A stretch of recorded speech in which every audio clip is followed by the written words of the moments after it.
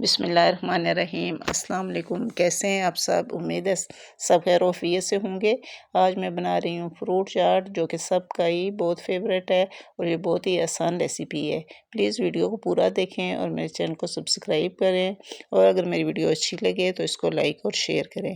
تو چلیے بنانا سٹارٹ کرتے ہیں۔ سب سے پہلے میں نے لیے ہیں یہاں پہ جو فروٹس، ان کو باریک میں نے کاٹ لیا ہے۔ سیب لیا ہے، انگور لیے ہیں، یہ بنانا میں نے کاٹ کے رکھا ہے، اسٹرابری ہے، میکرونی لی ہے 1 کپ، ڈرائی فروٹس لیے ہیں تھوڑے سے، یہ کھجوریں ہیں اور میوہ ہے، اور امرود لیے ہیں، اور سارے فروٹس میں نے باریک چکور شیپ میں نے کاٹ لیے ہیں۔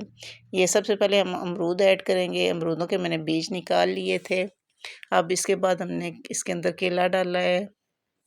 اب انگور ڈالیں گے۔ اب میکرونی جو میں نے ابال کے رکھی تھی یہ اس کے اندر ایڈ کریں گے 1 کپ۔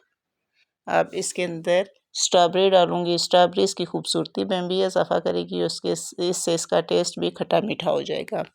اب ½ کپ میں نے لی ہے کریم، اور اس میں 3 سے 4 چمچ میں نے چینی ایڈ کی ہے۔ اس کو اچھی طریقے سے مکس کر لیں گے۔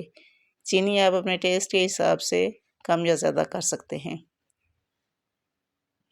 اب اس میں ڈالوں گی یہ میوہ اور جو کھجوریں باریک میں نے سلائس میں کاٹی تھی، یہ اس کے اندر ایڈ کروں گی۔ یہ 8 سے 10 کھجوریں میں نے لی ہیں، اور کچھ میوہ لیا ہے۔ میوہ ایسے اس کا ٹیسٹ بہت ہی مزے کا ہو جائے گا اور میٹھا ہو جائے گا۔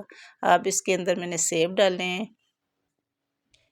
جو بھی فروٹ آپ کے پاس اویلیبل ہو وہ آپ اس کے اندر ایڈ کر سکتے ہیں۔ اب اس کی اسی طریقے سے مکسنگ کریں گے اور کریم اس کے اندر ایڈ کریں گے۔